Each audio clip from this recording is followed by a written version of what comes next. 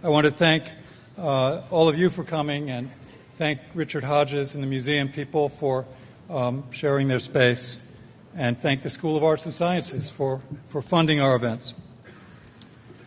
I remember very clearly the upsetting moment when I first heard spoken the name Žižek. It was 1989. I just arrived at Penn and embarked on the dreaded Ivy League tenure track, which meant I was expected to be well along in writing a fabulous cutting-edge book.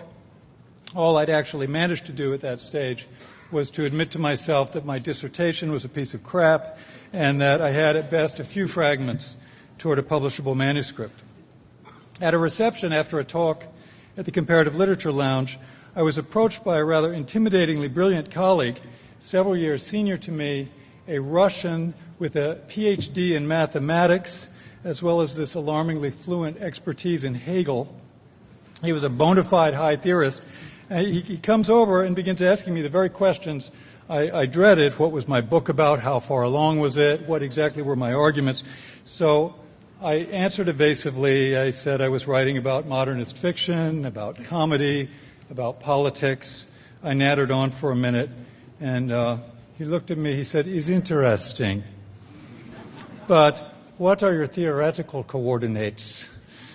And this was hitting too near the jugular for me. I knew that the theoretical tools I had picked up in grad school were the old standards and not by any means the latest high-octane stuff.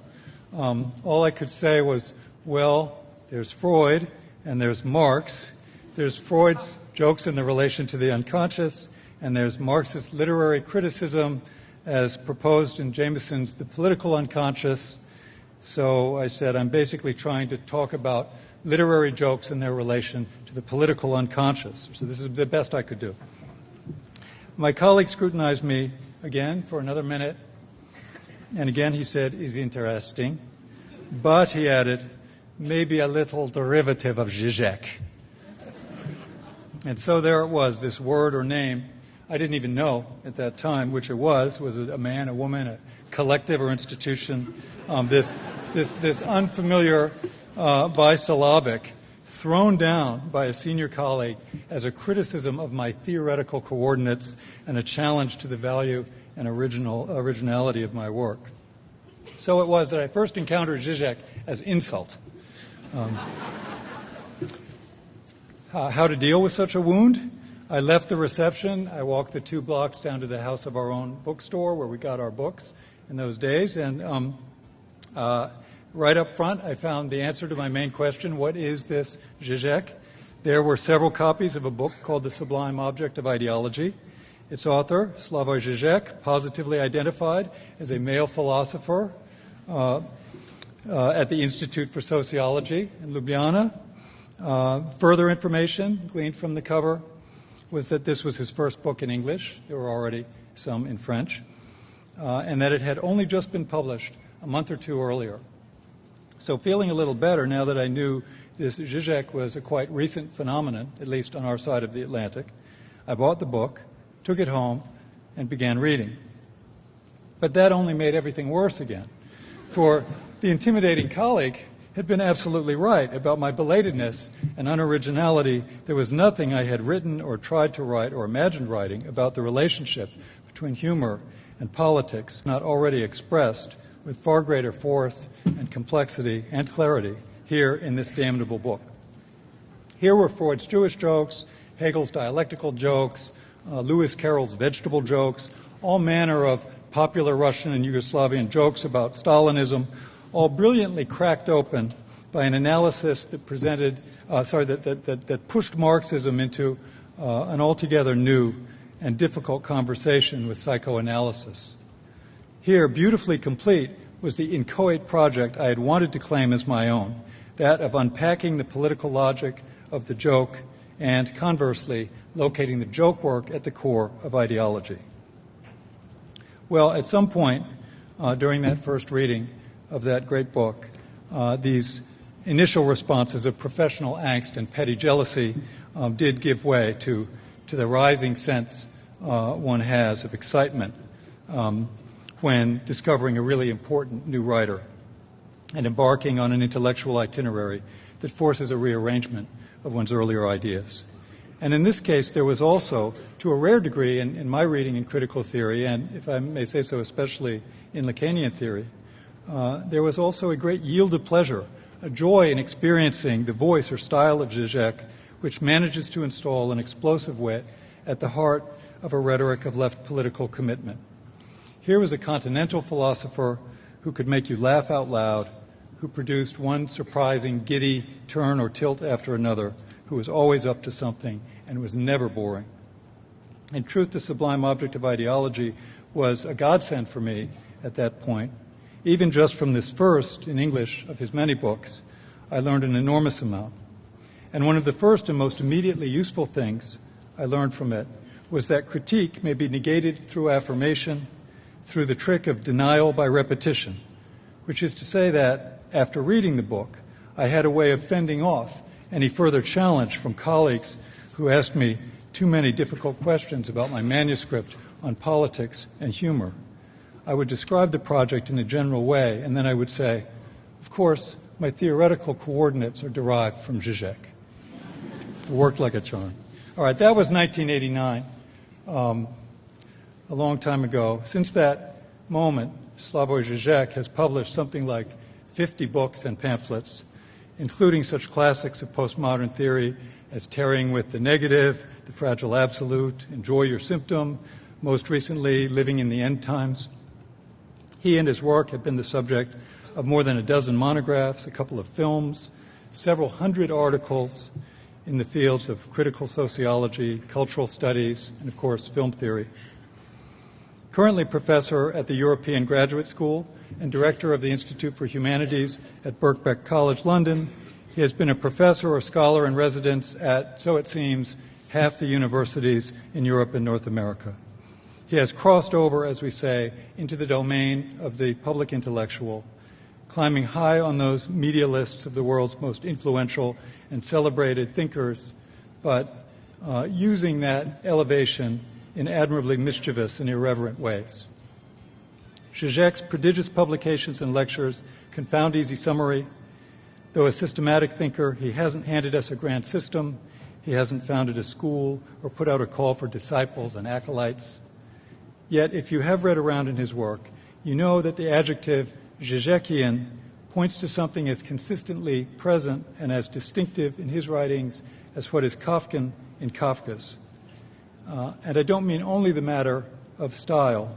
I'm talking also about a steadfast intellectual disposition through a period, postmodernism, if you like, or late capitalism, a period when many critics have been giving up on critique, despairing of ever getting around the wiles of capital, the monstrous ironies of our times, the cynicism so comprehensive that even the tools of critical theory are somehow rendered cynical in our own hands. We know that they don't work on society, but maybe they'll still work to advance our careers. Through this period of critique's presumptive exhaustion, Žižek has been its indefatigable reinventor, articulating fresh insights again and again through Marx and Freud and Lacan, and producing therefrom stratagems for a repoliticization of our commoditized world. Reading Žižek, one feels less hopeless, less ready to accept the inevitability or imperishability of the contemporary order of things. This afternoon, Professor Žižek will address our topic of virtuality by posing the question, are catastrophes virtual? Please join me in welcoming to Penn Humanities Forum our very distinguished guest, Slavoj Žižek.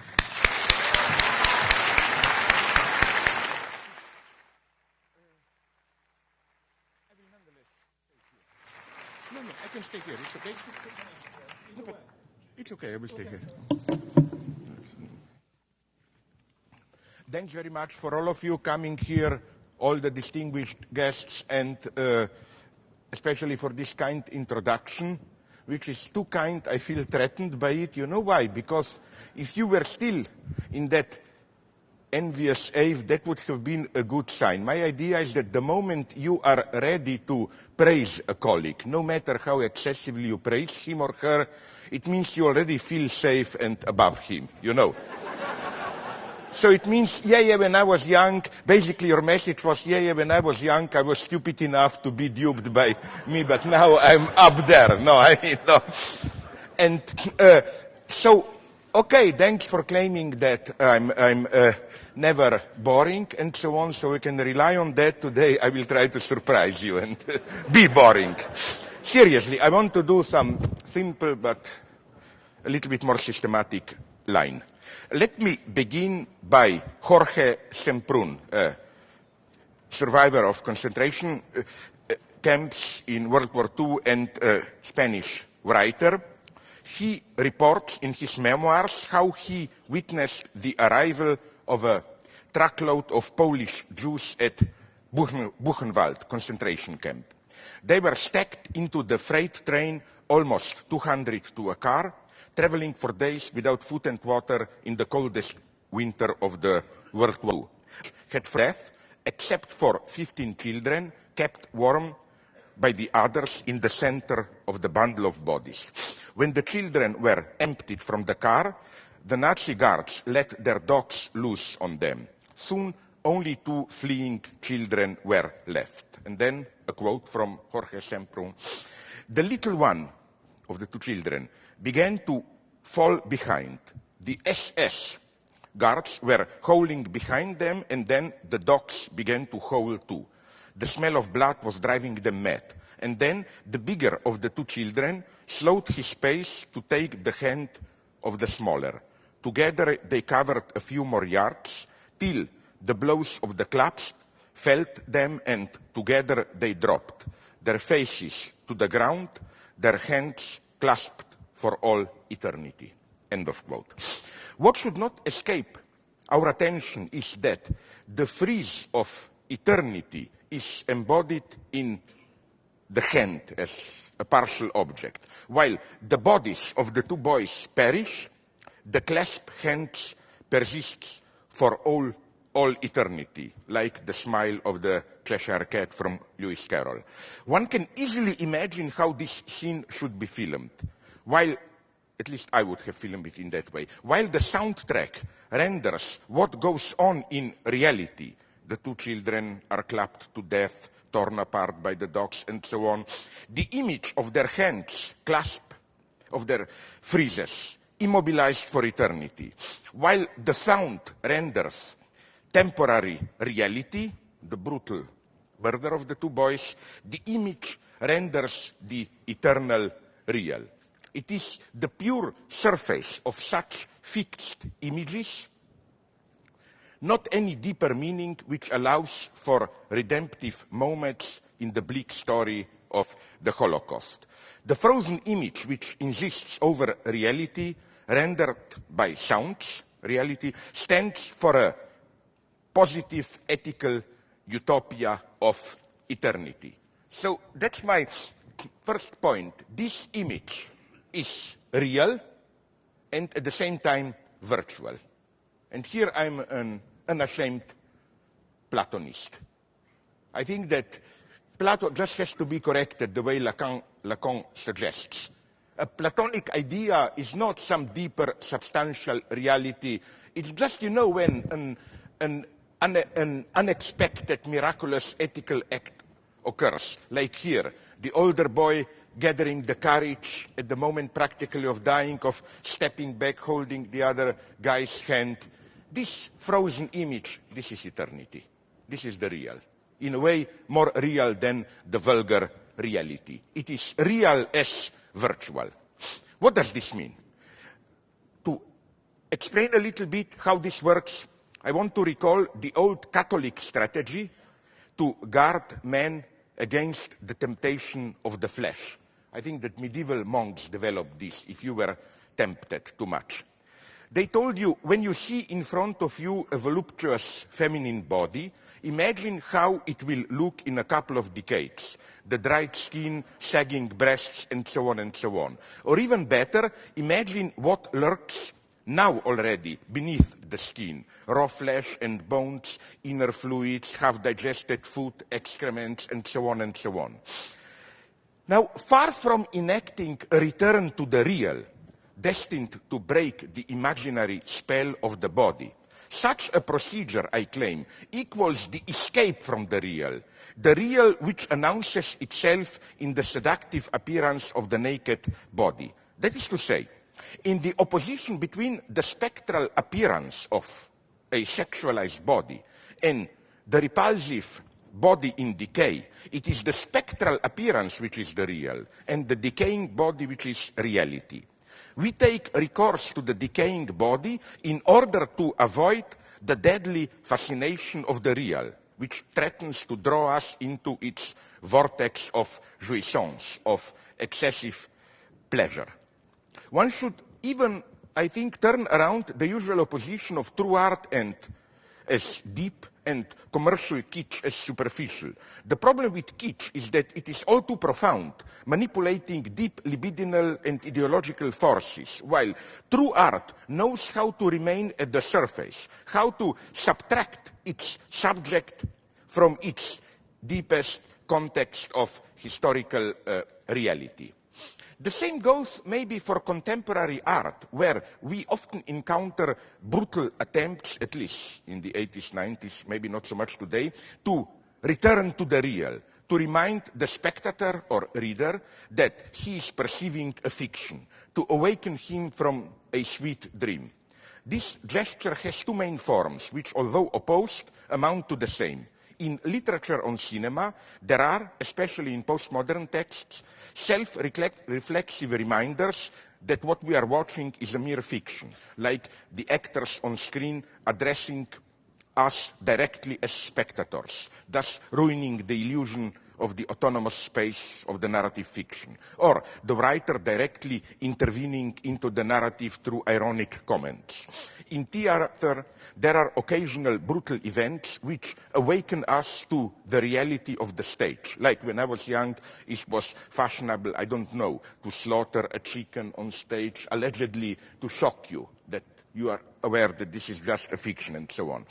But instead of conferring on these gestures a kind of Brechtian dignity, perceiving them, it was fashionable to say this when I was young, as versions of extraneation, of being liberated of this ideological imaginary fixation, one should rather denounce them for what they are, the exact opposite of what they claim to be, escapes from the real, desperate attempts to avoid the real of the illusion itself, the real that emerges in the guise of an illusory spectacle.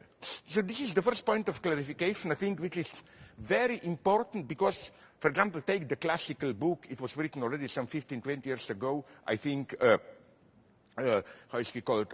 Foster, no, The Return of the Real. I think the processes he describes in postmodern art, again, are the exact opposite. I hope you got my point. For example, when you are in an erotic trance, the real is the surface. That the real is that absolute compulsion or pulsion in the sense of drive, which transfixes you on the beloved image of your beloved of sexual object for all time. And again, there is nothing transgressive, I claim, in saying, cool down, remember, again, to repeat my vulgar lines, beneath the skin there are intestines, shit is collecting there, and so on, so on. This is wisdom. I think wisdom is the great enemy of the real. You know, wisdom in the sense of, when the king sleeps or whatever, or when, I don't know, a nice woman or boy whom you tried to kiss blurbs or something like that, something vulgar. No, there is nothing sublime going on here. So how do these virtual eternal moments relate to our ethical experience? I think that this dimension, as it were, of eternity is necessary to supply the big motive of postmodern ethics, the precariousness, fragility, finitude of a human being. The Polish philosopher Leszek Kolakowski wrote that man can be a moral being only insofar as he is weak, limited, fragile, and with a broken heart. This is, I think, the liberal core also of Emmanuel Levinas, to which Judith Butler also subscribes. when she focuses on the fragile symbolic status of a human subject, caught in the abyss of discentered representations, a being whose very identity hinges on an external inconsistent network. It is this precarious status of subjectivity which, according to Levinas and Butler, here they agree, accounts for the zero level of all ethics, the absolute call, injunction, emanating from a vulnerable neighbor's faith. An ethical substance to experience singularity of such responding to this call, even if one chooses to ignore it. You already respond to it. From a Christian perspective, we should go to the end here. Man is created on God's image.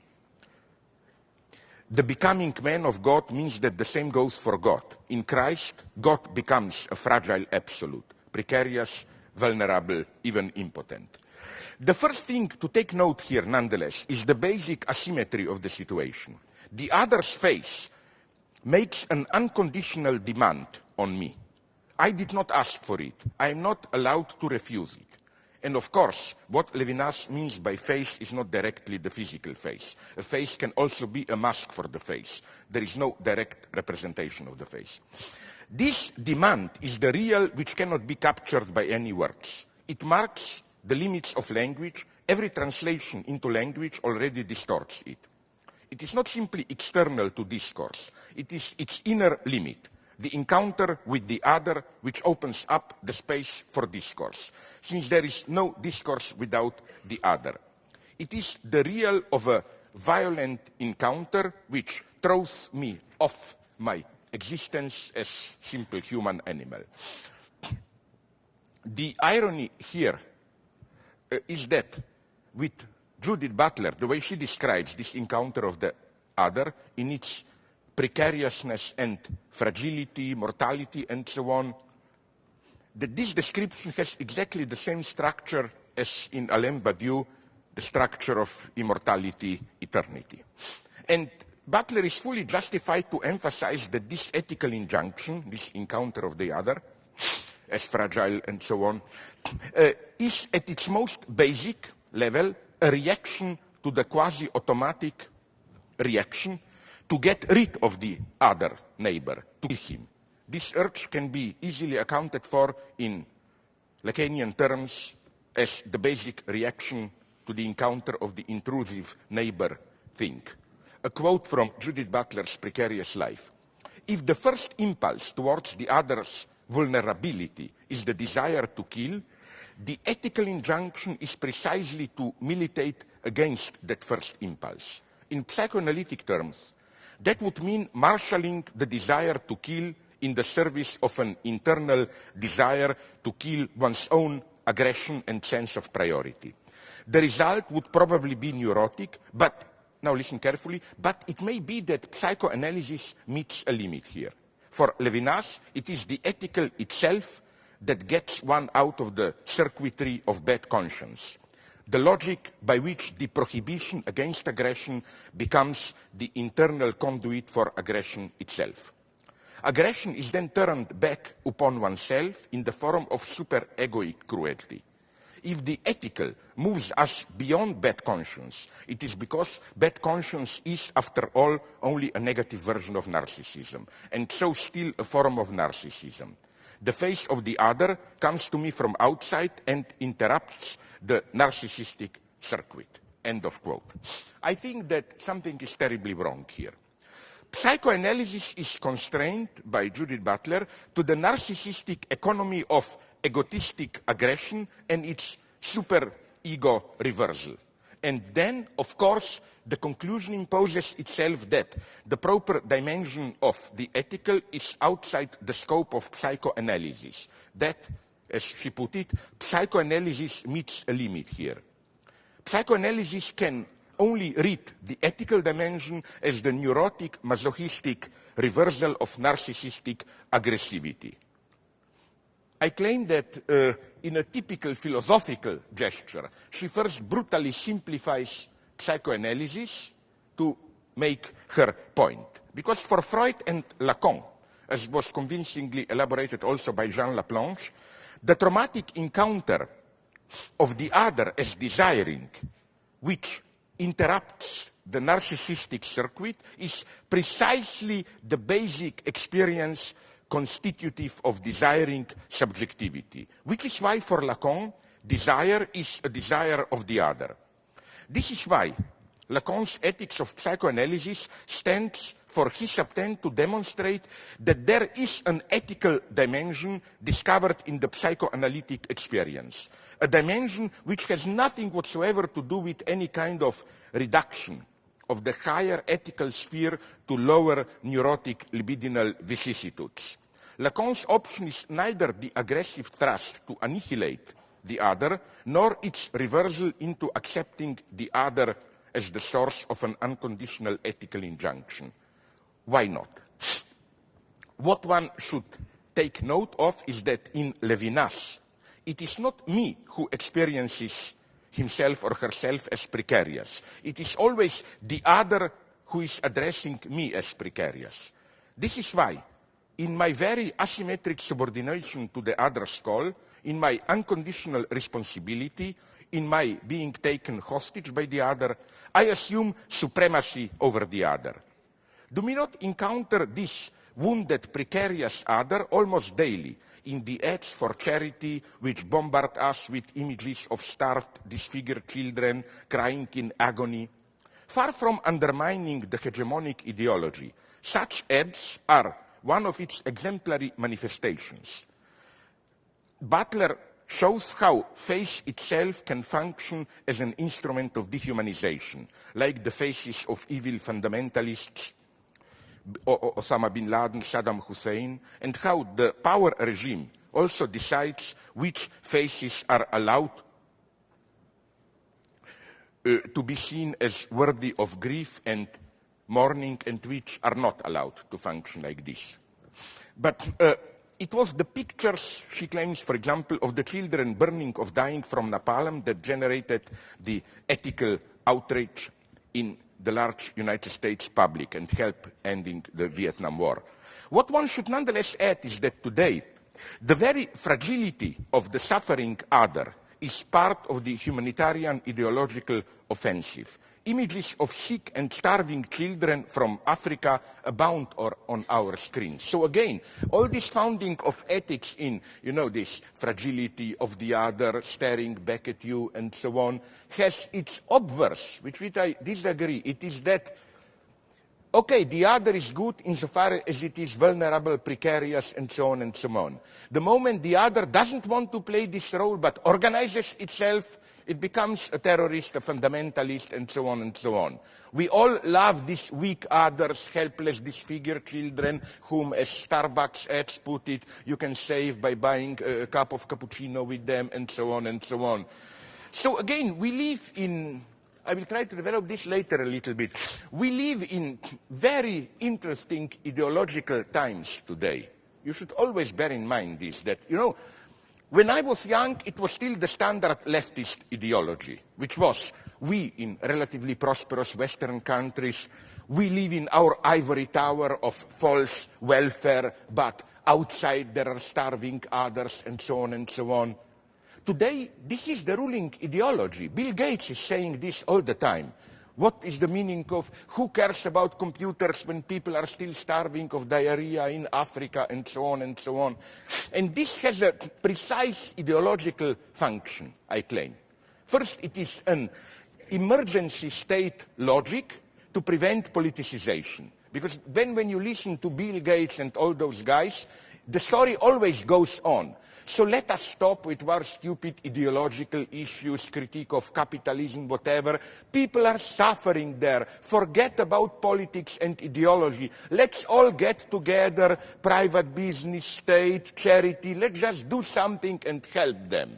It is precisely a call to do something and don't think. Don't think, don't politicize, do something. The other thing, and I think this is so unique about today's more and more functioning of publicity, which is why I really think that Starbucks is the example of today's ideology, is that you remember when we were young, at least that's my case, we still had this split between private consumerism and doing something for the community. Like, you know, privately you are spending money, blah, blah, blah, then, I don't know, you engage in some charitable activity or so. The uniqueness of Starbucks is kind of a pseudo-Hegelian dialectical synthesis. No? The uniqueness of Starbucks, among others, is that you can do both in one and the same gesture. As it were, as they just read what they say in their ads, their coffee is more expensive because the humanitarian moment is included into it. You know, as they say, we buy our coffee only organically grown, it's organically grown, we give part of profit to help the children to get school, to help them to get water. It's as if telling you, you feel guilty about being a consumerist, no problem, pay a little bit more and the price for it is included into it. So that you know, and the message is wonderful, pay $50 more for coffee and we guarantee you that by being a consumerist, you already do your anti-consumerist duty. You know, you cancel the effects. And it would be nice, it may sound cynical, but I think it's fundamental to read charitable activity, even green, much of green ecological activity like this today. How? The point is not really to help nature, the poor. The point is to make you feel good while you consume. That's the extra price that you pay. For example, let me be very brutal. I'm often attacked for this, but when people like to buy organic apples, do you really believe that those apples are so much better? I don't think that those half-rotten apples which cost double are... No, I think the reason you buy them is for pure, you buy ideology there. You know, I pay more, but isn't it wonderful? This makes me a member of self-conscious humanity doing something for the Mother Earth. It makes you feel warm, you know, like I do something for Mother Earth, I'm part of the great movement. You are buying this ideological dimension. But nonetheless, let us go on. So the first point being, I don't like all this logic of, you know, I claim that this priority of the vulnerable, precarious other involves a certain constellation which still allows you to retain priority. Second point, I want to focus on what is excluded from this vulnerable other. Here I give all the honor to Jacques Derrida, who in one of his late books on animals, that animal, cet animal que je suis, the animal that I am, of course the paraphrase of Descartes, where he focuses on another gaze, which typically is, as Derrida emphasizes, excluded, explicitly excluded by Levinas, the gaze of a wounded, suffering animal. Derrida begins his exploration of this phenomenon with reporting on a kind of primordial scene from his own life. After awakening, he goes naked to his bathroom, where his cat follows him. Then the awkward moment occurs. He is standing in front of the cat, which looks at his naked body. Unable to endure this situation, he does something. Puts a towel around his waist, chases the cat outside, enters the shower, and so on. The cat's gaze stands here for the gaze of the other, an inhuman gaze, but for this reason, all the more the other's gaze in all its abyssal impenetrability. Seeing oneself being seen by an animal is an abyssal encounter of the other's gaze, since, precisely because we should not simply project onto the animal our inner experience, something is returning the gaze which is radically other. And I think Derrida is right in pointing out that the entire history of philosophy is based upon a disavowal of such an encounter. I remember, here I will be very personal, seeing years ago a photo of a cat after it was submitted to some lab experiments in a centrifuge. Its bones half broken, its skin half hairless, her eyes helplessly looking into the camera. This is the gaze of the other, disavowed not only by philosophers, but by humans as such. One of the few exceptions is here, he should be honored. Jeremiah Bentham, who made the simple proposal, instead of asking, can animals reason and think, can they talk? You know, all these boring philosophical questions to which then you have all this series of binary oppositions, like we humans can really talk, animals just exchange signs. We live in a world, animals are wordless. Or the Heideggerian version, we relate to death, animals are not really dying. Or even Lacan's version. Animals can cheat, but only we humans can cheat to cheat. Like what the animal, that's Lacan's idea, can't do is, let's say you expect me to lie, so I can dupe you by telling the truth, counting on the fact that you will think it's a lie. You know, the old story of Freudian joke, why are you telling me you're going to Krakow when you are really going to Krakow? So again, instead of asking this question, Jeremiah Bentham claims we should rather ask a simple question, can they, the animals, suffer? Human industry alone is continuously causing immense suffering of animals, which is systematically disavowed. Not only laboratory experiments, but special regimes to produce eggs and milk, like turning artificial light on and off to shorten or lengthen the day, use of hormones, and so on. Pigs who are half blind and barely able to walk, just fattened fast to be slaughtered, and so on and so on. All of us know what goes on here. But this knowledge has to be neutralized so that we can act as if we don't know. One of the ways to facilitate this ignorance is the Cartesian notion of animal-machine. Cartesians were warning people against compassion with animals. The idea is that when we see an animal emitting sounds of pain, we should always bear in mind that these sounds do not express any real inner feeling. Animals do not have souls, they are just sounds, these sounds generated by a complex mechanism of muscles, bones, fluids, and so on, that you can clearly see through dissection. The problem is that the notion of animal machine quickly ends up in La Mettrie's notion of l'homme machine, of a human being as a machine. If you are a fully committed neurobiologist, exactly the same claim can be made about sounds and gestures emitted by humans when they are in pain. There is no separate interior domain of soul where the pain is really made. So, what should we do here? What if, that's my proposal, the perplexity of a human looking at a cat, what if this perplexity in the animal's gaze, tortured animal's gaze, is the perplexity aroused by the monstrosity of the human being itself?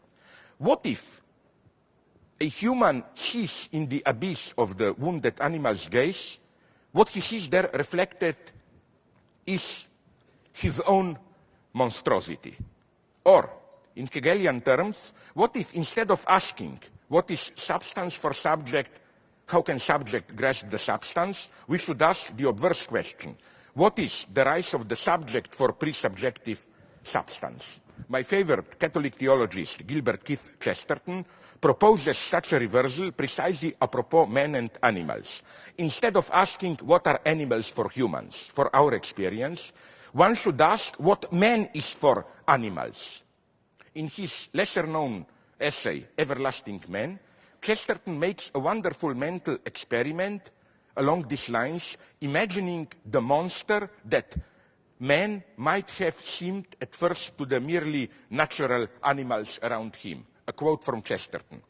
The simplest truth about man is that he is a very strange being, almost in the sense of being a stranger on the earth. In all sobriety, he has much more of the external appearance of one bringing alien habits from another land than of a mere growth of this one. Man has an unfair advantage and an unfair disadvantage. He cannot sleep in his own skin. He cannot trust his own instincts. He is at once a creator moving miraculous hands and fingers and a kind of cripple. He is wrapped in artificial bandages called clothes. He's propped on artificial crutches called furniture. His mind has the same doubtful liberties and the same wild limitations. Alone among the animals, man is shaken with the beautiful madness called laughter. Again, another distinction of which I am not so sure. As if he had caught sight of some secret in the very shape of the universe, hidden from the universe itself. Alone among the animals, man feels the need of averting his thought from the root realities of his own bodily being. Whether we praise this thing as natural to man or abuse them as artificial in nature, they remain in the same sense unique. So what I'm saying is that I'm definitely not trying to convince you into some new age attitude of, in the animal gaze we see how animals feel the same as us, understand us, and then you end up with all this bullshit of trees secretly talk among themselves and so on. No, but what I'm saying is that, nonetheless, it's much sadder, is that if you turn around the perspective and ask simply yourself, not what does it mean for you, this gaze of the frightened animal, but what the animal, what do you see? Do you see in the animal's gaze? I think you see your own monstrosity. You see precisely that which philosophers don't want to see. In short, I cannot develop it now, read my next book and so on, the 51st that you have said. You see what Freud called death drive. You see that excessive violence of which good philosophers were aware. For example, just briefly, Immanuel Kant has a wonderful small text unknown on education, where he provides his famous definition of what is man. Man is an animal who needs a master. And then he explains why. He says that there is a kind of, he uses the term which is usually translated as unruliness, a kind of wild, irrational excess of violent freedom in man, which animals don't have. This is why animals don't need education. So Kant is here very precise. He's not saying that it's the nature in man which has to be educated. It's precisely, let's call it a nature turned against itself, an excess of wild freedom. And maybe this is what animals see in ourselves. I mean, this is always the question to ask if you want to be good Hegelians, and I am.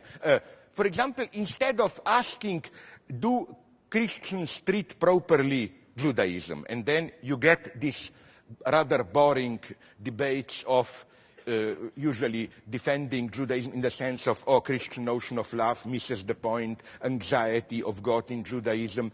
A much more interesting question is, what were the first Christians in the eyes of the Jewish establishment?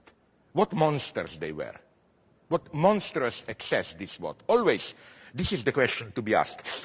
We have a similar example. Do you remember some 3 years ago, I think, some explorers deep in Argentinian jungle it was reproduced in all media, a photo of some tribe which was not yet touched by our so-called civilization. It was the first contact. And you see in color those frightened faces looking us. We see our monstrosity there. So we have to be aware of this dimension. But again, where is this monstrosity? Now I come to the crucial part. I think that the next step is to locate properly our monstrosity, which is not the simple egotistic violence and so on, whatever, but a more systemic one. What do I mean by this? When, in his Christmas message on December 2008, the Pope said that if humanity did not learn to overcome its egotism, human history would end in self-destruction, he not only stated a moralistic platitude, but also uttered a clear lie, falsity. Let us accept that The two principal dangers today are unbridled capitalism and religious fundamentalism. But as an even superficial analysis of fundamentalist subjectivity makes it clear, so-called fundamentalists are not egotists, but quite on the contrary, ruthlessly dedicated to a transcendent goal, ready to sacrifice everything, their lives included, for it. As for capitalism, one could also show that its overexpanding circulation cannot be reduced to the capitalist's egotistic striving for more and more profit. A parallel of the structure of the capital with Dawkins' notion of mem, you know, like based on gene, mem, can be of some help here. A mem, unit of memory, spreads neither because of its actual beneficial effects upon its bearers, say, those who adopt a mem in some intellectual idea unit are more successful in life and thus gain an upper hand in the struggle for survival, nor because of its characteristics which make it subjectively attractive to its bearers. Like a computer virus, the mem proliferates simply by programming its own retransmission.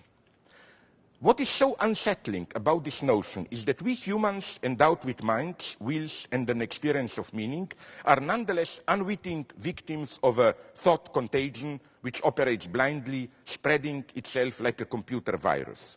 No wonder that when talking about mem, Daniel Dennett regularly resorts to the same metaphors as Lacan apropos language. In both cases, we are dealing with a parasite which penetrates and occupies the human individual, using it for its own purposes. And indeed, thus memetics not rediscover the notion of a specific symbolic level which operates outside the standard couple of objective biological facts and subjective experience. In a liminal case, an idea can spread, even if in the long term it brings only destruction to its bearers and is even experienced as unattractive. So, where is here the parallel with capital? In the same way that mem, misperceived by us subjects as means of our communication, effectively run the show, they use us to reproduce and multiply themselves, the productive forces which appear to us as means to satisfy our needs and desires effectively run things. The true aim of the capitalist process of production is the development of productive forces, and the satisfaction of our needs is effectively just the means for the development of productive forces. Consequently, one should not say that capitalism is sustained by the selfish greed of individual capitalists for more power and health.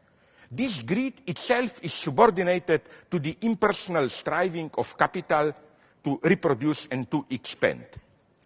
One is thus almost tempted to say that what we really need is more, not less, egotism. Take the ecological threat. No pseudo-animistic love for nature is needed to act here. Just a long-term egotistic interest. In Lacanian terms, one can determine the distinction between individual greed and this striving of capital to reproduce and to expand as the difference of desire and drive. Apropos the financial breakdown of 2008, Paul Krugman made a very nice observation. I quote him. If we could spin a time machine back to 2004 so that people could ask themselves whether to exercise caution or to follow the herd, most of them would still follow the herd, in spite of knowing that there will be a breakdown, end of quote. This, I think, is crucial for this memetic, automatic functioning of ideology today. The irrationality of capitalist rationalism, the counterproductivity of capitalist productivism are known for a long time. They were analyzed in detail by Frankfurt School and many others. But when the same topic is resuscitated today, it is not just in order to return to the past. Today, we are able to add a crucial reflexive twist. Let me quote from a work by French theorist of rationality, Jean-Pierre Dupuy. Quote, what is new and different today is precisely the fact that 30 years later, we know that the knowledge we already possessed was in no way sufficient to make us change our behavior. This fact is not a minor detail. It constitutes a key element of the problem. In 1960-70, it was more simple to believe that another world is possible. This is why these years continue to inspire so much nostalgia. At this epoch, one could still imagine that the warnings based on the present situation could influence in a positive way the future. Today, we know it. The future is not what it was. End of quote. Therein resides the lesson of the failure of the traditional critique of ideology. Knowing is not enough. One can know what one is doing and still do it. The reason is that such knowledge operates under the conditions of fetishist disavowal. One knows, but one doesn't really believe what one knows. So the problem is how to make this knowledge operative. Or, to put it in another way, there is no lack of anti-capitalism today. We are even witnessing an overload of the critique of the horrors of capitalism.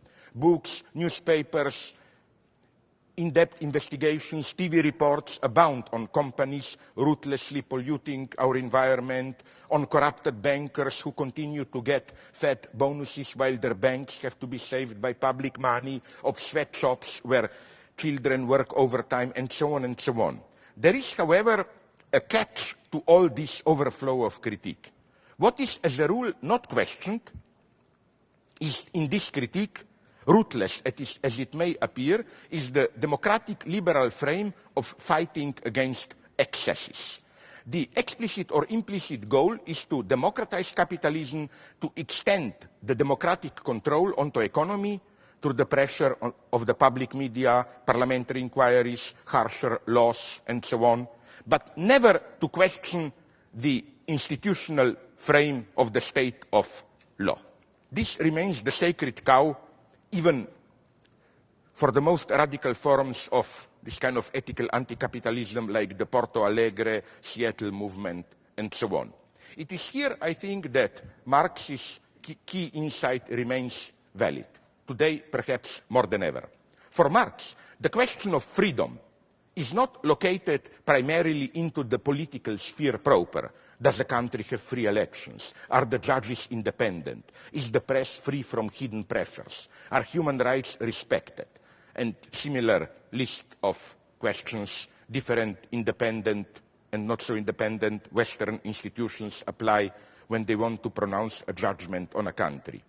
The key to freedom for Marx is in the apolitical network of social relations, from market to family, where the change needed if we want an actual improvement is not just a political reform, but a change in social relations which appear apolitical, which means a change which cannot be done through democratic political procedures, elections, and in the narrow sense of the term. We do not vote who owns what. We do not vote about relations in a factory. All this is left to processes outside the narrow sphere of the political. Radical changes in this domain should be made outside the legal sphere. And again, I think this is the tragic limitation we have to overcome. This limitation of the legal democratic approach was clearly visible in the case of the recent Bay of Mexico oil spill here in the States. What was unfortunately ridiculous in President Obama's, whom I still deeply respect, reaction was the idea that a private company, no matter how rich, can pay for the damage of a serious ecological catastrophe which reaches even over the US population and potentially shatters the fundaments of our way of life. The search for the guilty agent who should be made legally responsible for the damage is part of our legalistic frame of mind. People can and do sue fast food chains as responsible for their obesity, ideas circulate about slavery reparations, arguing that compensation is long overdue, and so on. What is fundamentally wrong with this logic is not that it's too radical, but that it's not radical enough.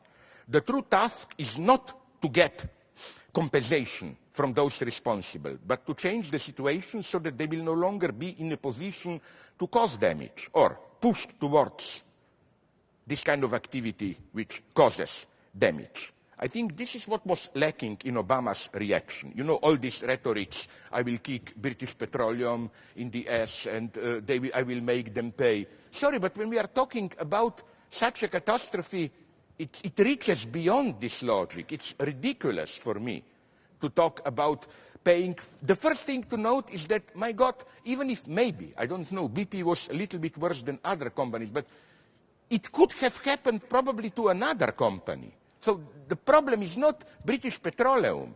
The problem is a more global, general one, and which, again, compels us to ask fundamental questions about our way of life and so on and so on.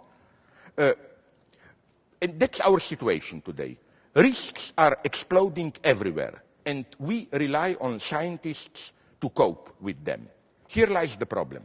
Scientific experts are supposed to know, but they do not know. The spread of science in our societies has two unexpected features. We more and more rely on experts, even in the most intimate domains of our experience, sexuality, religion.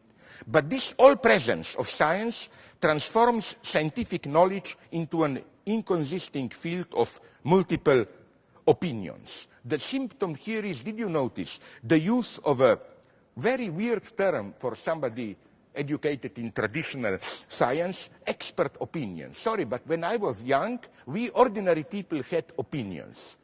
Experts simply told us this is how it really is. Today, we have expert opinions. The paradigmatic category which reveals this helplessness of science is the category of limit value. You know, this is a nice mode of scientific fetishization. As if, you know, we are told if the global warming, apropos global warming, if the temperature will go out more than 2 degrees, then it's catastrophe. But are we aware that these are purely contingent fixations which really don't mean anything? What is the problem here? Our growing freedom and control over nature, our survival itself, depend on a series of stable natural parameters which we automatically take for granted. Temperature, composition of the air, sufficient water, energy supply, and so on. We can do what we want only insofar as we remain marginal enough so that we don't seriously perturb the parameters of the life on Earth.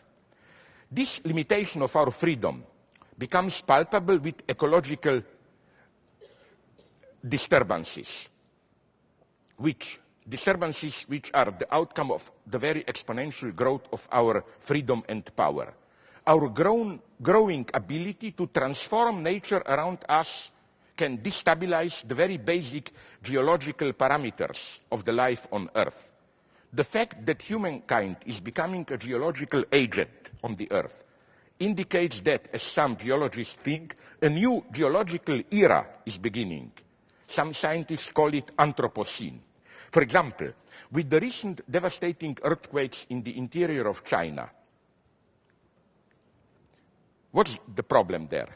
There are good reasons to think that the main cause, or at least the unexpected strength of these earthquakes, was the construction of the gigantic Three Gorges dams nearby, which resulted in large new artificial lakes.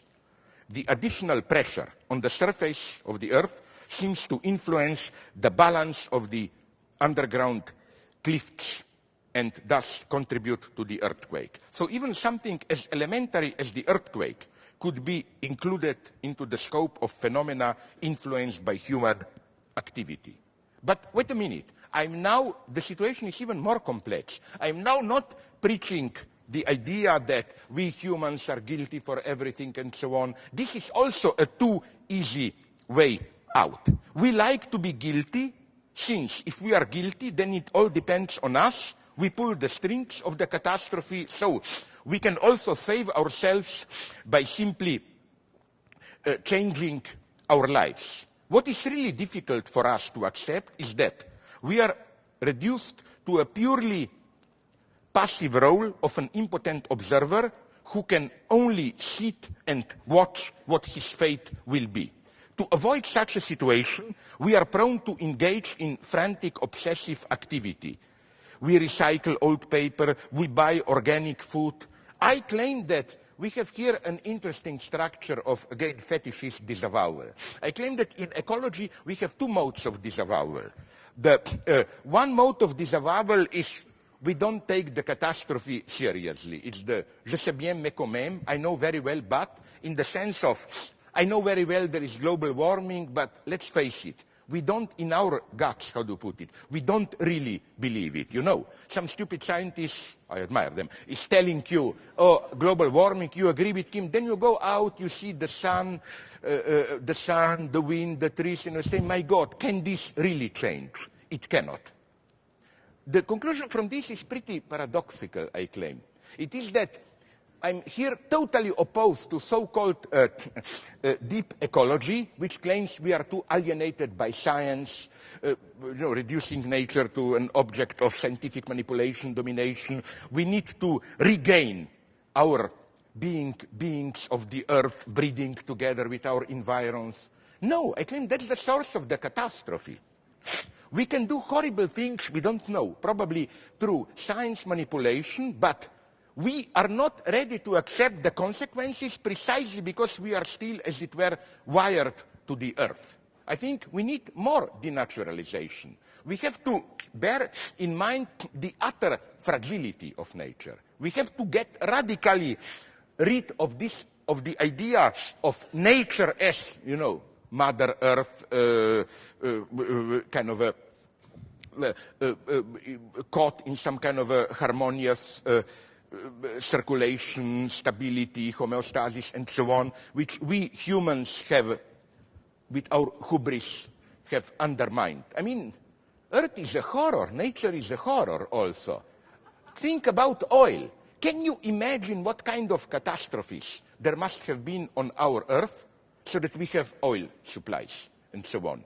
Now, the message of this is not, oh, since there is no natural balance, we can do whatever we want. No, no, no, I'm for radical ecology. But the point is that the situation is much more tense. We cannot even fall back on some firm standard, like we just have to return to that point. There is no balance.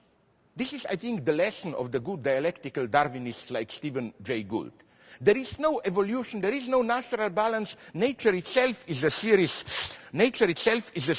of catastrophes. So again, one problem with ecology is that we know it, there is a threat of catastrophe, but we don't really accept it. We, in a way, don't believe it. The situation is here the same as the one wonderfully described by Bergson and others at the outset of World War I. I mean, politicians, everyone was drawing attention to it for 30 years, from 1880s, that the big European war is near, will explode. But people really didn't believe that it can happen. So that's one disavowal. But there is also the opposite disavowal, which also is interesting. Namely, the opposite one. We know that with some catastrophes, even if they are man-made, we as individuals cannot really do anything. But we are not ready to accept this totally passive position, so we like to engage in what I like to call pseudo-activity. You know, I think that, sorry if this hurts you, but I think that often when we recycle and buy organic food, it's a little bit like, you know, when you have a baseball or soccer match, you watch it at home on TV and you shout, yes, do it, in this kind of superstitious activity, as if you know you are doing something to help your guys win. You know it's stupid, but you do it. I claim it's also that dimension, precisely this pseudo precisely this pseudo-activity. So, to conclude, if you just allow me another 5 minutes, my first concluding point is that things are much too serious for such recycling games. Humanity should get ready to live in a much more plastic, nomadic way. What do I mean? Are we aware what is happening? Probably, in all probability, and I'm not saying 2012 will be the end of the world. I'm very much more optimistic here. But nonetheless, we are obviously approaching the time where large migrations will be, population migrations will be necessary. And we are simply lacking proper mechanisms to do this. For example, in some parts of the world, the desert is spreading. On the other hand, we learned that because of global warming, the whole of northern Siberia in Russia will probably become much more inhabitable. Who will organize? How will it be done? These large movements of populations. In the past, this is nothing new in the history of humanity. It was often done. But how?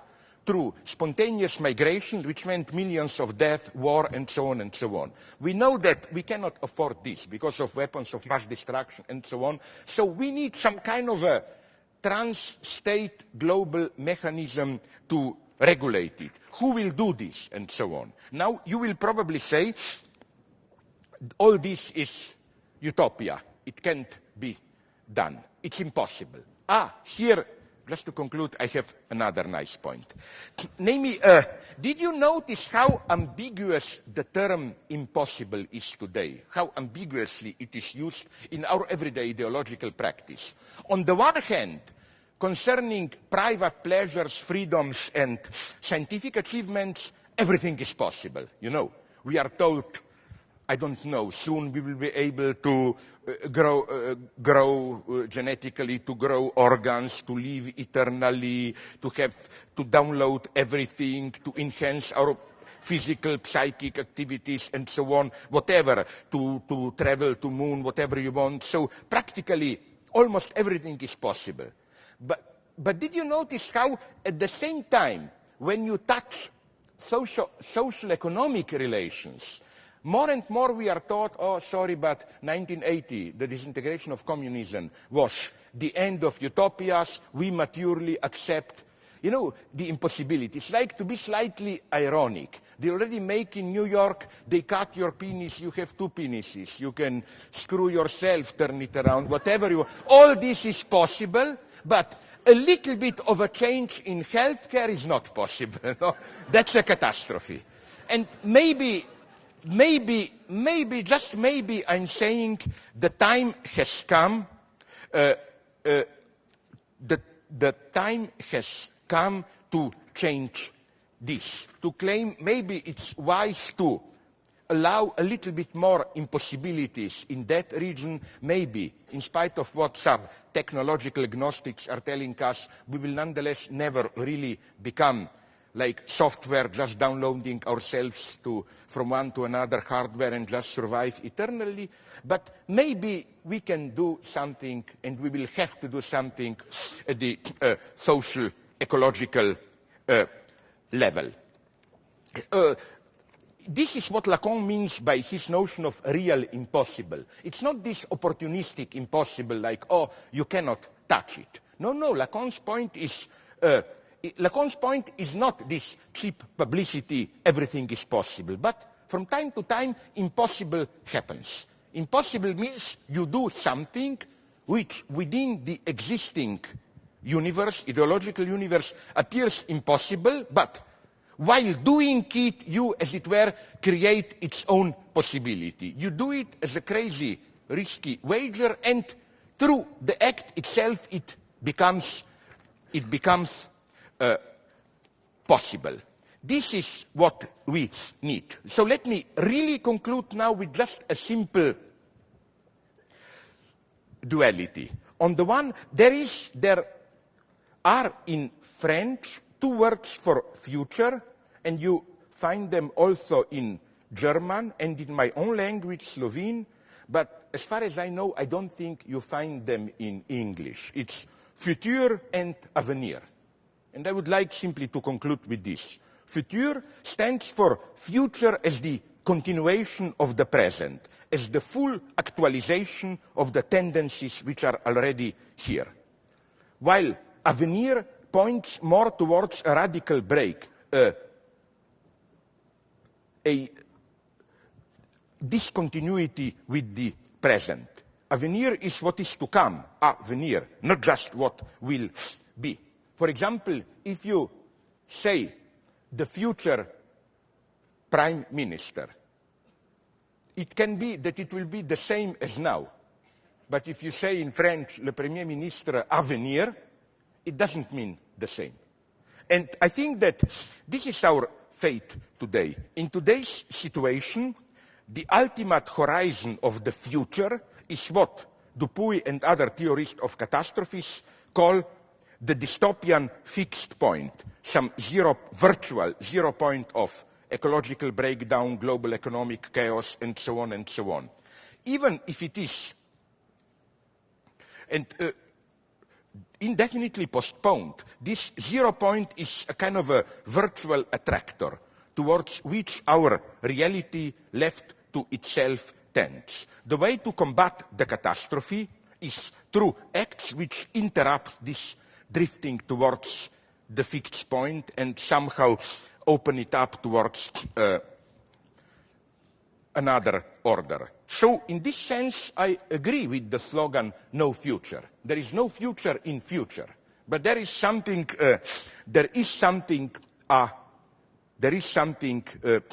veneer.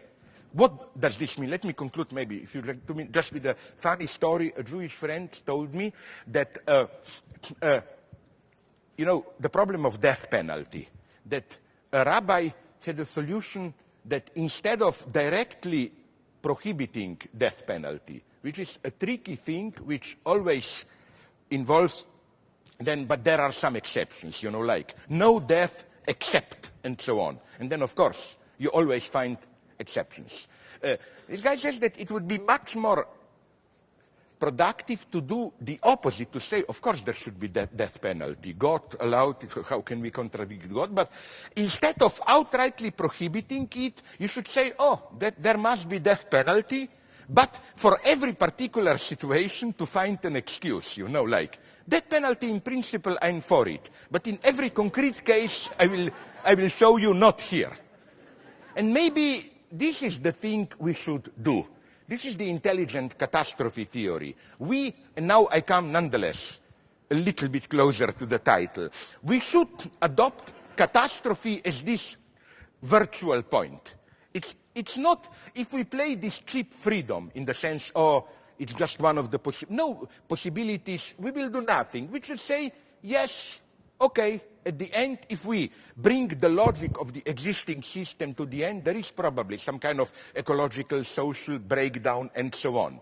But what I like is to say, okay, this is our destiny, but we can, like the Jewish advice, we can indefinitely postpone it, and so on, and at some point we can undermine it in this way. I'm for much more modest attitude here. I claim that the only way to really fight the catastrophe is to admit it as a destiny. But you see my point, not destiny in the sense of natural necessity, but destiny precisely in the sense of symbolic destiny. The existing system, if it's left on its own, leads towards catastrophe. This doesn't mean that it will really arrive. It's a much nicer dialectical point, which is that destiny is inevitable, but what we can change, it's our very inevitable destiny. You will say, I'm crazy here. No, I will give you a convincing example. Think about capitalism and predestination. Isn't this a wonderful paradox? Did you notice it, that if we accept this common sense idea that, and there is a truth in it, that Protestantism is the religion of capitalism. If there ever was an active social order which dynamites people's activity, we are all caught in frantic activity, it's capitalism. Wouldn't you expect then rather the thing to be opposite? If everything is predestined, why would you work all the time? You sit down and masturbate, watch pornography, and wait, everything is predestined, but you see the nice paradox. Precisely because it's predestined, you have to be active all the time. Why? I think my friend Fred Jameson gave me this idea. He told me that he likes to also to this shocking proposal. He told me that if there is a concept which a Marxist should take from theology, it's the concept of predestination. This is the most dialectical concept. It doesn't mean it is predestined, and we are not free within this destiny. But we are free much more radically to change destiny itself. You know, I'm saying something similar here to what we always should learn from intelligent conservatives. To what T.S. Eliot said, you remember, when he said that every new work of art changes the entire past. And this is what I'm talking about. This is le futur. This is the new. For example, along these lines, you find a wonderful example in Borges. You know when Borges said about Kafka that ordinary writers rely on their predecessors. But Kafka created his own predecessors. Like, for example, of course, we can say there are elements for Kafka in Dostoevsky, Edgar Allan Poe, Milton, and so on. But we can see this only once Kafka is here. So in this very dialectical sense, destiny and freedom are not exclusive. We are caught in destiny.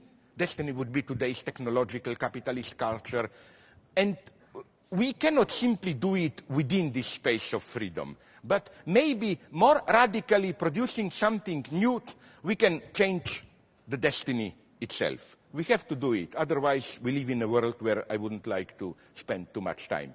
I'm very grateful for your patience. I was overlong. Thanks very much.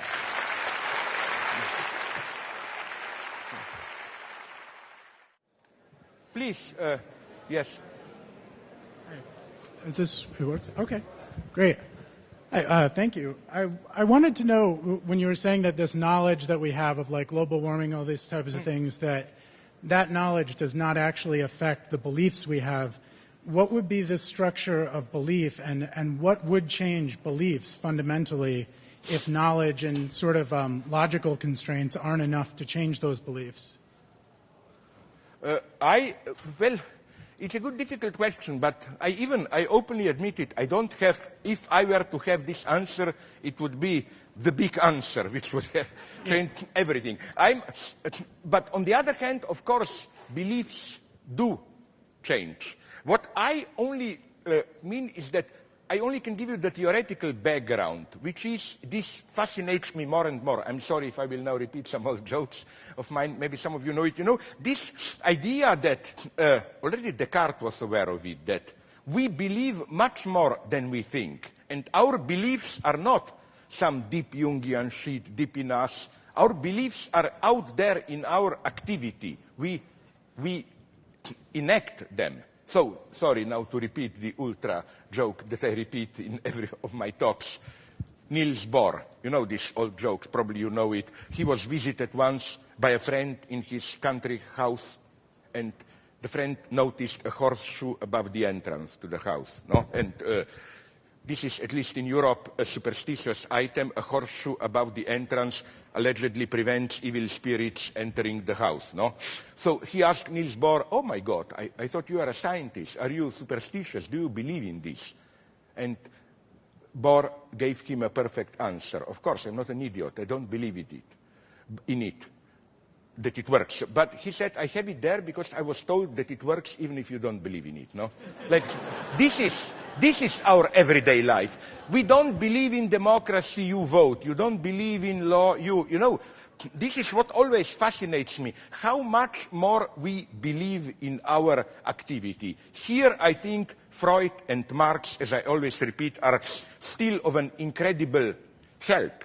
Contrary to what people think, Marx was aware of it when he emphasized that all the theory about commodity fetishism doesn't really cancel fetishism in our actual life. So it's not a question of knowledge. Here, Marx should be read in a very precise way. I mean, Don't misunderstood me. I'm very critical of Marx. I'm not fetishizing Marx and so on. But in his theory of commodity fetishism, there is still something worth reading. Namely, where is fetishism for Marx? It is not in what we believe. Marx doesn't propose this simplistic duality, money is really just a means of social exchange, social product, but we idiots think money is something magical, a magical object. No, in our actual beliefs, we are British nominalists. We think money is just a sign which gives you an item right to a part of a social product, blah, blah. Fetishist belief is how we use and deal with money in our actual life itself. So when Marx says that ideology means Sie wissen das nicht, aber sie tun es in German. They don't know what they are doing, but they are doing it. Marx does not mean this stupidity. Oh, we are doing something, but we don't know what we are doing. No, it's more twisted. What Marx says is, we don't know what illusions we are actually following in what we are doing. It's a very nice structure where consciously you can know the truth. But illusion is not in what you think as opposed to what you do. Illusion is materialized in your social activity, in what you do. And this is, to come back to what I quoted Krugman and so on, what he was aware. Even if we were to know in 2004 where it leaks, we would still follow the illusions which are in our acts. So I agree with you. The big question is how, when do you change that? And I do work on the answer, but you know, I even doubt if it can be done as a conscious action. How should I put it? That you do, because here things are very mysterious in the sense of this is why I'm so fascinated by Christianity, because I think that something like this happens in Christianity in a good sense. The Christian, we are all more or less today atheists, but at the same time I claim we maybe believe more than ever, no? We just act on our beliefs. Today's ideology is usually cynical, no? You claim, oh, I don't care, I don't believe in anything, and so on and so on, but in practice you act as if you believe. And I more and more think that maybe even not actually believing in it is not only doesn't prevent things from functioning, but it's maybe even a condition of it.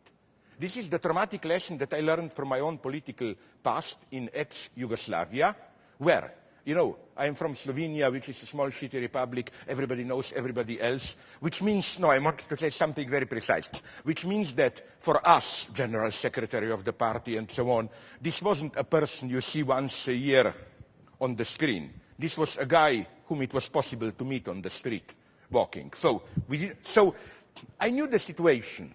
And, you know, I noticed something very weird, that in order to become a member of Nomenklatura, top circle, not only you didn't have to take seriously the ruling ideology, but it was obligatory not to take it seriously. Like, you know, I had two friends who were kind of a naive communists. They really believed in self-management, socialism and so on. They lost their jobs because they were perceived by ruling nomenclatura as dangerous. So you see here how to really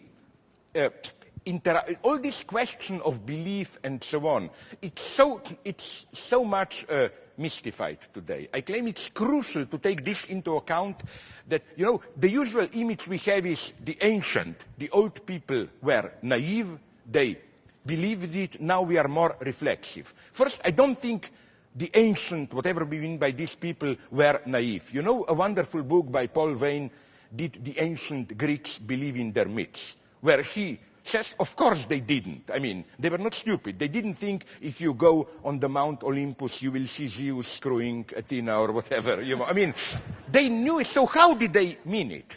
How did they mean it? The point is that today we believe more. That's why we need this, if I may be a little bit evil in a friendly way towards my theoretical friends, all this deconstructive jargon. For example, I'm on very good terms with her personally, but this is my ironic stab at her, Judith Butler. She never forgave me for it. Namely, you know, Judith Butler is an intelligent person whom, if you were to ask her, what is this? And now I'm exaggerating, ironically. She would never have said, this is a lamp. She would say, if we strategically concede to the essentialist use of language, maybe we can risk the hypothesis, just strategically, that this is a lamp. No?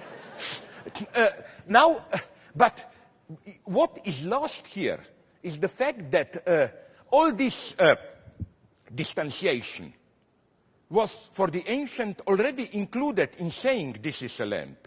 They didn't really mean it, that this is a lamp. Like, again, to go back to Paul Vane, when an ancient Greek said Zeus and so on, he didn't mean it, there is real Zeus. This distance was included. And the reason we have to add all these deconstructionist qualifications, like have the terms often in Derrida and quotation marks, is that basically we are, like, for example, Umberto Eco has a nice text about love, where he said, till now it was possible to say to your lover, I love you.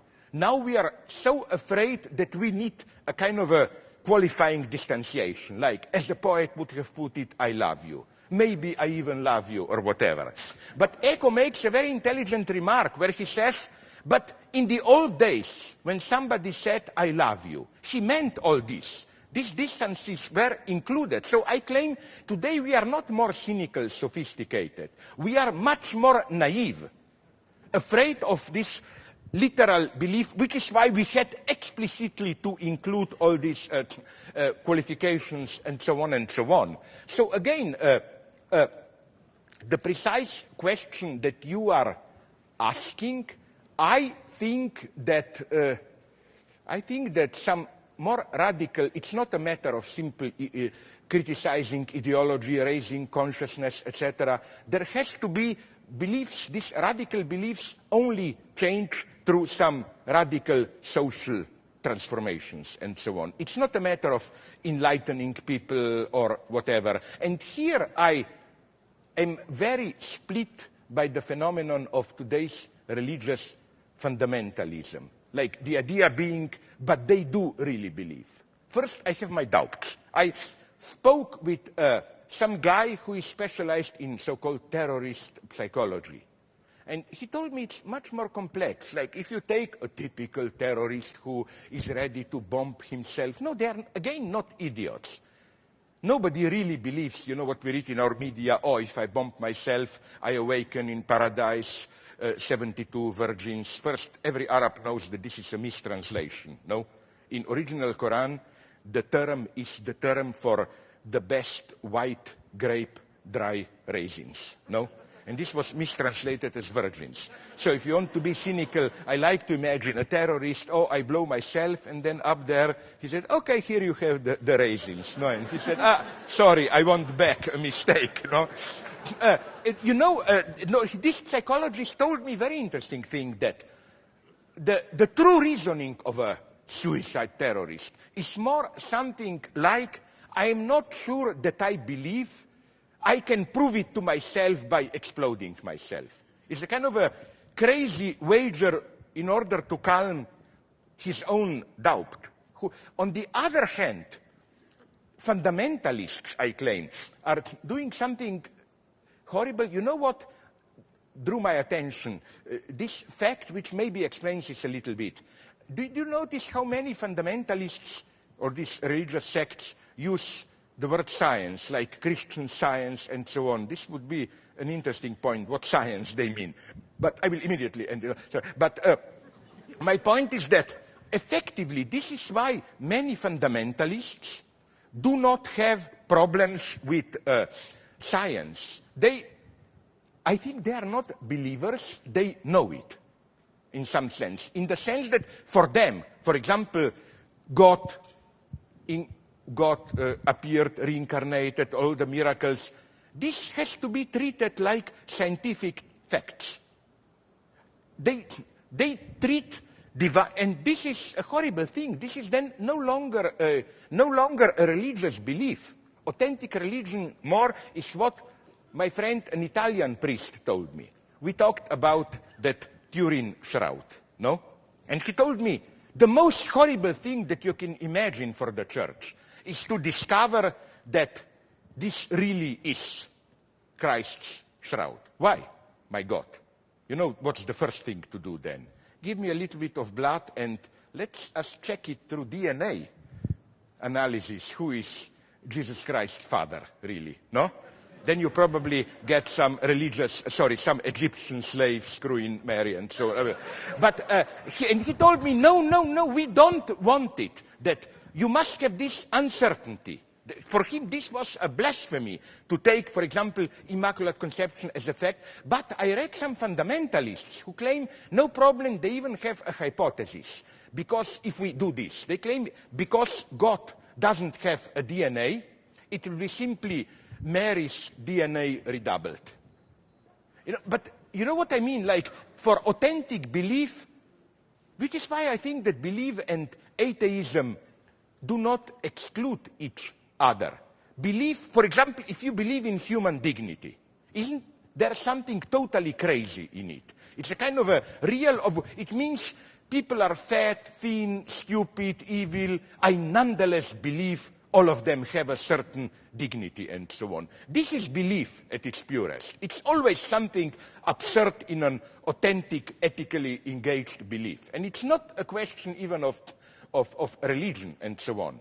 I like to quote, for example, tragic lines, everybody knows them, Anna Frank, precisely when she became aware of all the horrors of the Nazis, she wrote in her diary, but nonetheless I believe there is something eternal and good in every human being. This is belief at its most authentic. It's absolutely counterfactual and so on. No? So again, I just wanted, I know I didn't answer you. I hope I did just confuse the issues a little thank bit. you. Sorry, I speak too much. Let's do it one more, that it will not be this Stalinist dialogue.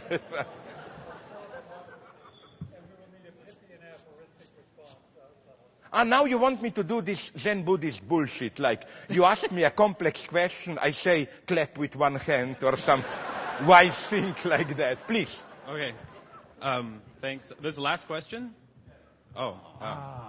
I'll put two. First, simple. I would love to hear your take on the Tea Party in America, just in general, particularly as it relates to the expert culture. And I see it often. No, I know as about tea parties. The only TV that I watch here is Fox News, of course. Yes. Second question is on ethics. In your original points, you brought up some nice critiques of Butler and Levinas. Yeah. And the kind of inauguration of ethics as the other, sort of throwing the self out of joint. Yeah. But then you brought in this interesting counter-critique that the postulating of a universal suffering other by Levinas and Butler is the same thing that liberals do with the other, and that whole thing. My question is, what's the best alternative? How should we see the other in the ethical situation? I'm opposed even to notion of otherness. I'm for some kind of universal, I'm very old-fashioned here. I want to rehabilitate the notion of universal solidarity, which is not this abstract humanist solidarity, it's a solidarity of struggle. You know what is for me the other, like I was in India. Let me tell you a story which will amuse you. Sorry for 2 minutes. I had a wonderful time in India where, you know, they have now a big Maoist rebellion, Naxalites, no? And it confirmed, I encountered one of them. I was with my friend in a taxi and we talked about politics. And the chauffeur didn't understand English but understood a word here and there and asked in their language, not in English, my friend who was with me, I heard the word, the chauffeur asked him, Naxalit, you know, the Maoist rebellion, like, is your friend, meaning me, for or against? And my friend said for, basically, which wasn't a wise thing to say. In India, they are outcasts. But then the guy was fascinated, and it was a very mystical thing that happened, really, almost sacred, and stopped the car and asked me a riddle. And the riddle was pure, dirty, incredibly dirty obscenity, which I loved, of course. He asked me, you know, the best-known image of Gandhi, where late Gandhi in his almost antique robe, he, with a big stick, he walks from one village to the other, no? What does this photo mean? Now, I knew I solved the riddle. I knew it must be something extremely dirty. I tried to read it in a dirty, and I guessed it. I told him it's obvious. It's kind of a anal sex call, like, I need a young guy to fuck me into my ass. If not, I will have to do it myself with the stick. The guy was fascinated. He stepped out of the car, embraced me. He told me, you are one of us. And, wait a minute, now comes the miracle.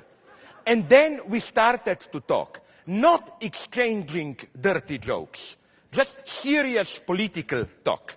But you see my point. This exchange of obscenity was a kind of a moment of solidarity, you know, in the sense of we are not politically correct bullshitters, you know, who do that, ooh, I like your folkloric dances, I like your whatever. No, to have authentic relation of the other, you have to have this moment of, this was our, as Lacan would have put it, surplus enjoyment, plus de jouir. And then we didn't need it. Again, it wasn't then, an orgy of dirty jokes. We talked, and what I liked is that how we were totally different cultures. If we were to pursue these boring UNESCO topics, you know, our culture, your culture, they are both great, let's look at what we have in common, it's nothing. But we discovered a common struggle. It worked. All of a sudden, all these multicultural bullshit problems, do I really, you know, this boring stuff, do I really understand you? How do I know that I really understand your culture and so on? I claim this is a pseudo problem. Of course I don't, but you yourself also don't understand your culture, and I don't understand mine. Where we understand each other, it's in the struggle, the fight. That's the universality. Again, so what bothers me there with all the fragility stuff? Of course there is fragility. But I like to combine this fragility with this almost Platonic moment of heroism. We may be fragile and so on, but not in the literal sense, but in this virtual sense, we are eternal. And that, I count on those sublime moments. So again, this would have been my answer. I wouldn't like to live in a world where the ultimate ethical horizon is a broken, fragile, perplexed other. I like one step more, where you then don't redeem the other, patronize the other, even less in these fake, politically correct reversals.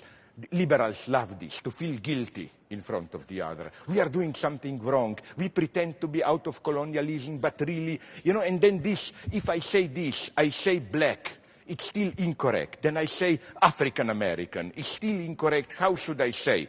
These are obscene pseudo-problems. For example, you now call them, those whom we called once Indians, you call them Native Americans.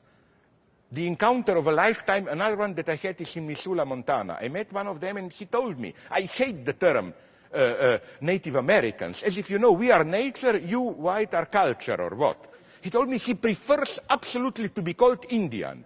And he gave me a wonderful reason. He said, at least if I'm called Indian, my name is a monument to white man's stupidity, you know, who thought they are in India. No. I prefer to be Indian than Native American, like authentic, close to nature, and so on. He was a wise guy. He said that the worst racism today is this, you know. Native Americans are holistic, in dialogue with nature, and so on. He said, no, we screwed it up. We killed more buffaloes than you white guys did when you arrived.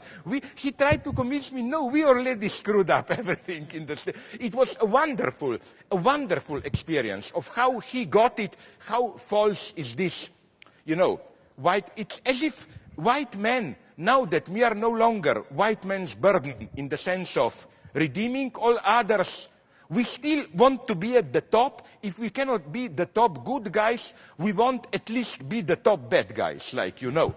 You other races or whatever, you may have difficult lives, but you are not really guilty, it's always still our imperialist manipulations, which basically makes us feel good. It sounds honest, but basically it means you are too stupid even to be really bad, you know. It's really us who are doing it. No, here, okay, I stop.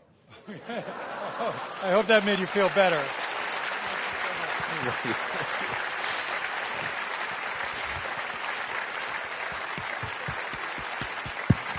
Thanks very much.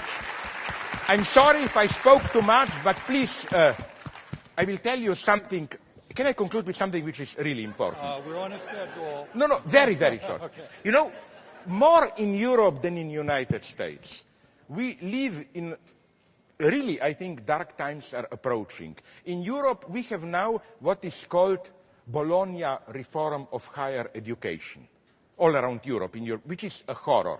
It basically means that higher education should be reoriented towards, as they put it, social use. They want to turn us into expert knowledge. You know, their idea is that what universities should produce are experts. Like, you know, there is unrest, and then we have psychologists, sociologists who will advise the police what to do. We have ecological. But, sorry, this is not thinking. Thinking is not to solve problems. Thinking is to reformulate the problems. Like, to think about, is this truly a problem? Where is the mistake? And this is why the good news, I don't want to flatter you and all of us, is that today, to pursue purely useless academic thinking, it's becoming more and more quite a subversive thing. So don't feel bad. Don't get caught into this pseudo working class but really extremely arrogant ideological blackmail that if you are doing useless studies, you should feel guilty and so on. No, our way of thinking, precisely in these new situations, who knows what will it mean, biogenetics and so on.